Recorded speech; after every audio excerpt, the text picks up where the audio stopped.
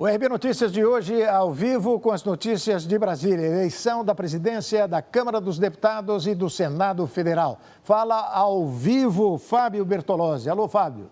Exatamente, irmã. Na sessão agora a gente vai com imagens direto lá da Câmara dos Deputados. Ela segue paralisada. Eles estão fazendo uma pequena pausa nesse momento, porque a votação é longa. Aí são 513 deputados para se dirigirem às cabines de votação. Esses votos são computados e depois, assim que eles se encerrarem, é divulgado o resultado. Irmão, o Arthur Lira, o atual presidente da Câmara, antes do início da votação, os candidatos discursaram e a gente ressaltou, o Lira disse que vai defender o direito à liberdade de expressão, prometeu atender a todos os deputados, independente dos partidos, e que sua nova gestão ele terá apenas adversários e não inimigos. O Arthur Lira ele tem um blocão aí com 20 partidos que, somados, esses 20 partidos que apoiam o Arthur Lira, sejam eles esses partidos de direita ou de esquerda, que apoiam Lula ou que apoiam Bolsonaro, somados esses partidos, olha só que número interessante, são 496 de 513 deputados. Então está muito fácil aí para o Arthur Lira. E a gente vai conhecer agora o pequeno perfil da trajetória política de Arthur Lira. Atual presidente da Câmara, Arthur Lira, busca a reeleição. Nascido em Maceió, tem 53 anos, é empresário, advogado e agropecuarista. Nos 2 anos de mandato como presidente da Casa, se mostrou um aliado de Jair Bolsonaro e fez campanha para o ex-presidente durante as eleições. Foi, no entanto, o primeiro chefe de poder a reconhecer o resultado das urnas, que consagraram a vitória de Lula como presidente da República.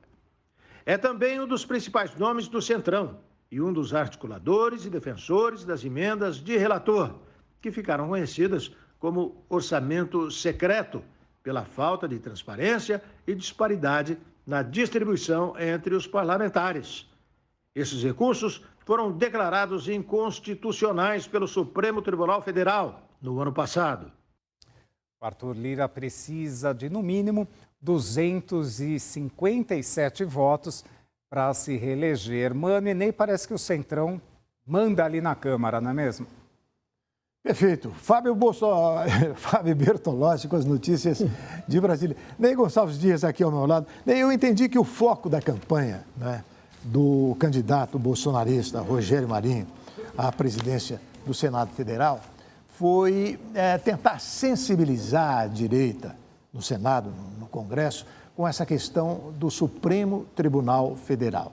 O foco em Alexandre de Moraes, o ministro Alexandre de Moraes, prometendo, de uma certa forma, abrir o jogo no Senado no sentido de votar impeachment à vontade, coisa que nunca aconteceu no Senado Federal, votar o impeachment de um componente do Supremo Tribunal Federal. E Alexandre de Moraes, que eles chamam de Xandão, de uma forma um tanto quanto depreciativa, mas vai lá, focando num possível impeachment do impedimento de um ministro do Supremo, coisa que é estabelecida, coisa que está lá escrito na Constituição de 88. A Constituição em vigor estabelece que o Senado Federal pode votar o impeachment do ministro do Supremo, mas isso nunca aconteceu. E, de certa forma, era um dos focos da campanha do candidato bolsonarista, no sentido que não foi bem sucedida, porque, afinal de contas, o Rodrigo Pacheco ganhou a eleição, embora tenha prometido nesse último discurso, prometido não, citado, que o Senado teria pleno vigor, teria a particularidade estabelecida de voltar a exercer, de voltar não, porque nunca exerceu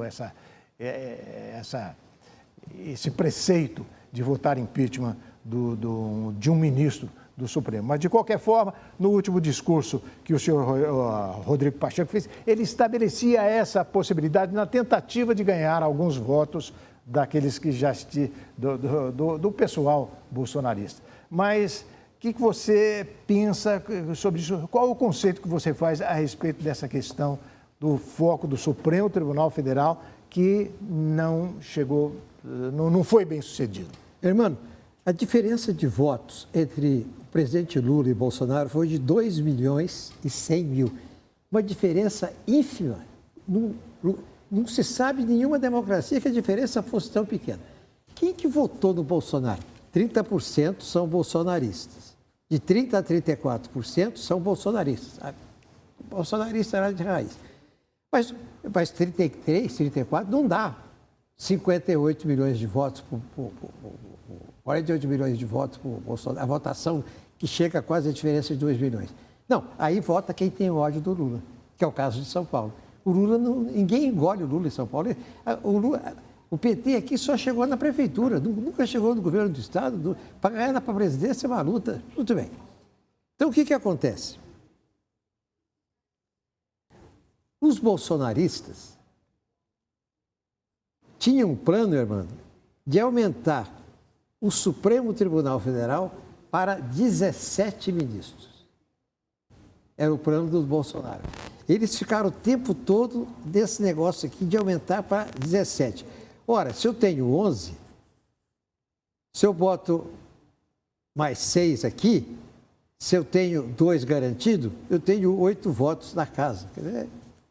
Quer dizer, que no fundo, o foco dessa eleição, o Supremo esteve metido no foco dessa eleição. Por causa o negócio é o seguinte. Aliás, o Lula falou isso um dia desse e nesse ponto ele tem razão, só nesse ponto. Irmão, o sujeito hoje tem votação na Câmara para eleger o líder do PT. O cara ganha, o outro perde, o outro vai no Supremo.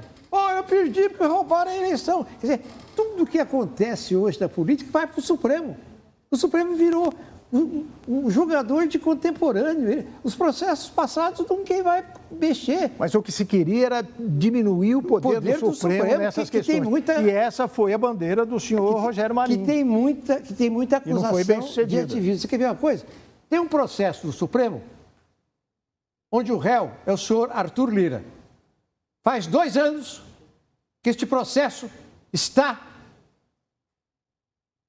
com o ministro do Supremo na sua casa, no seu escritório, porque pediu vista. Na gaveta. Na gaveta.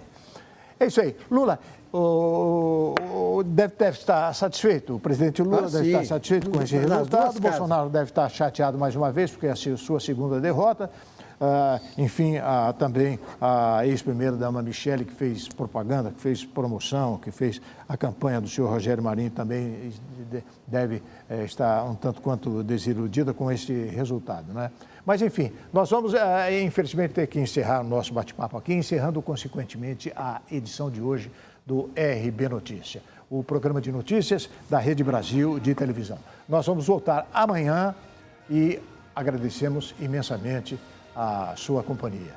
Obrigado e até amanhã. Obrigado, Ney. Obrigado, irmão. Obrigado, Fábio. Obrigado, Fábio.